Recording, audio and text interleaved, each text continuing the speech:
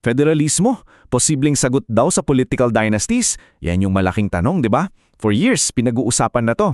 So sa pag-aaral natin ngayon, titingnan natin kung paano nga ba raw pwedeng maging solusyon ang pagbabago ng mismong istruktura ng gobyerno natin. Tara, simulan natin. Hay nako, eleksyon na naman. Tapos ang tanong ng marami sa atin, bakit sila na naman? Parang walang katapusan, no? Ano bang meron sa sistema natin at tila ba pabor na paborito sa mga political dynasty? Sabi nga sa material na pinagbabatayan natin, simple lang daw ang logic dito. Kung yung problema nasa sistema na mismo, yung mismong pundasyon, yung istruktura ng gobyerno, di dapat ang solusyon sistemiko din. Ibig sabihin, hindi raw sapat na palit lang tayo ng palit ng tao.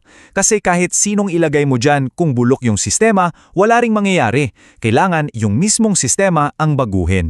Okay, so paano ba yan? Himayin natin to. Unang-una, ano ba yung sinasabing ugat ng problema? Ito raw, yung sentralisadong kapangyarihan.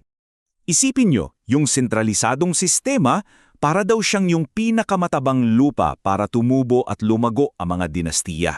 Kasi kapag lahat ng kapangyarihan, lahat ng pera, lahat ng desisyon, nasa iisang lugar lang, sa Maynila, sobrang dali para sa iilang pamilya na kontrolin ang lahat.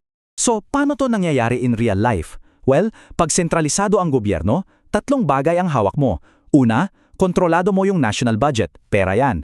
Pangalawa, may influensya ka sa kung sinong maa-appoint sa gobyerno, tao yan. At pangatlo, kaya mong hubugin yung mga batas at regulasyon mula sa taas.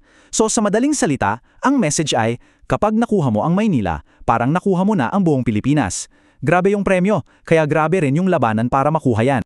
Okay, so kung yan yung problema, sentralisasyon, ano naman daw yung solusyon? Dito na ngayon papasok yung konsepto ng federalismo. So ano nga ba itong federalismo na to?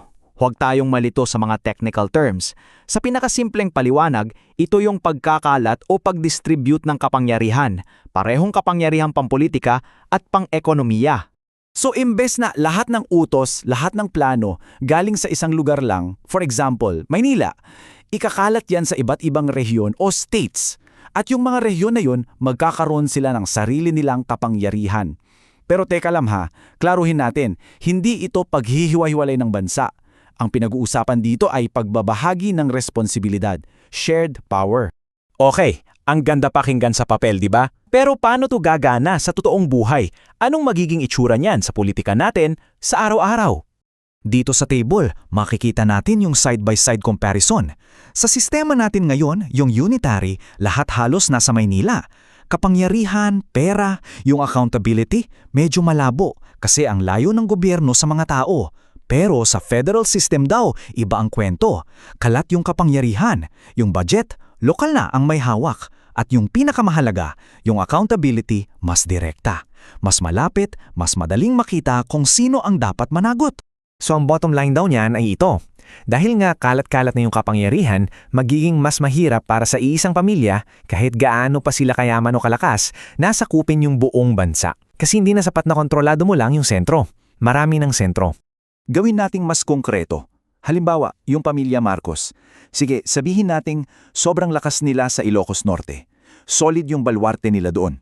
Pero sa isang federal system, hindi yan automatic na isasalin sa pagkontrol sa isang buong sabihin nating Northern Luzon State. Bakit? Kasi kailangan na nilang makipag-usap, makipag-alyansa, at makipagkompetensya sa ibang malalakas na pamilya sa Cagayan, sa Isabela, at sa iba pa.